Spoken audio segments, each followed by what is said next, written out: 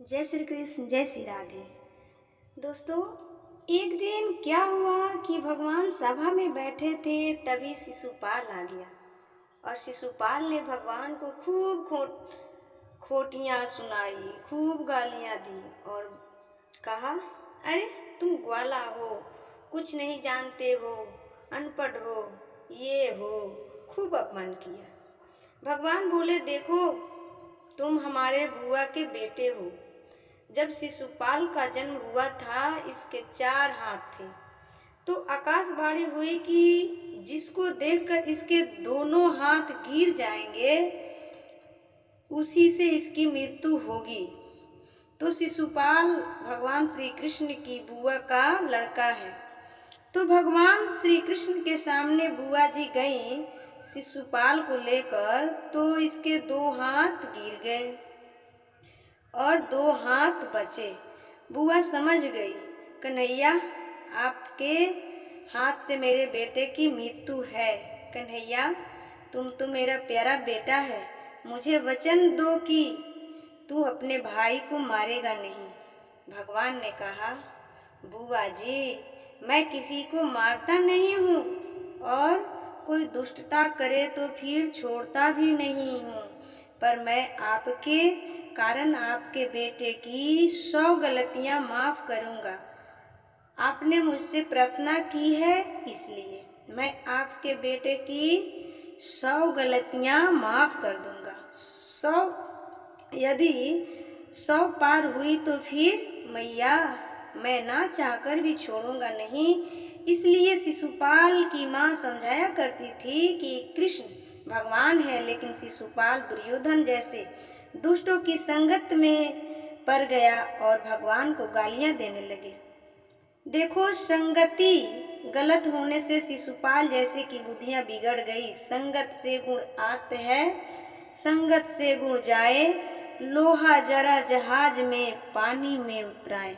तो शिशुपाल की 100 गालियाँ भगवान ने माफ़ किया। बोला, बेटा अब गालियाँ मत देना। अब फिर जब उसने गाली दी तो भगवान सुदर्शन निकालकर सिर काट दिया।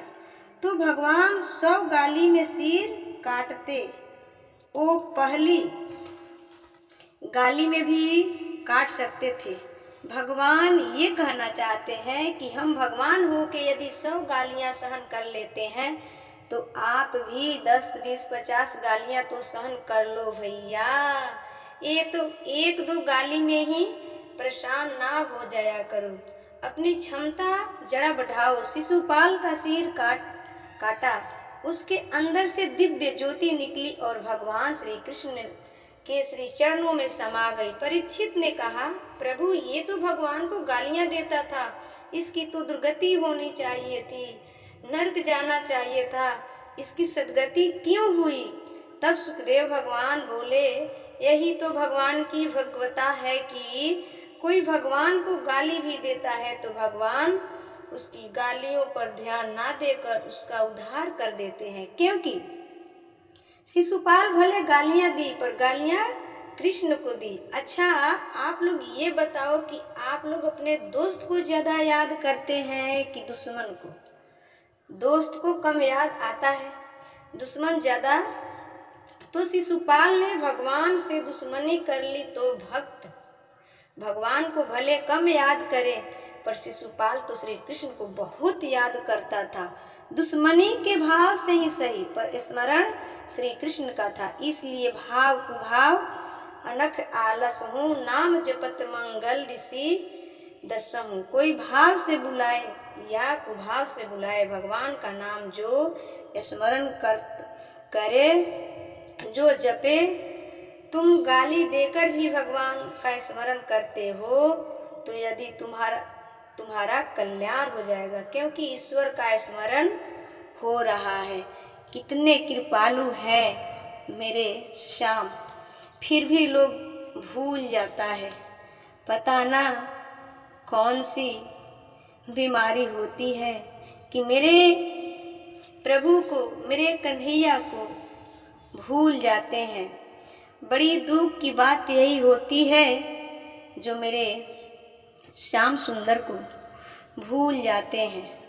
श्याम, भगवान को भूल जाना ही हमारी दुख का मूल कारण बनता है और भगवान की स्मरण ही हमारे सुख का अच्छा रास्ता है। आज के लिए इतना ही। जय श्री कृष्ण, जय श्री राधे।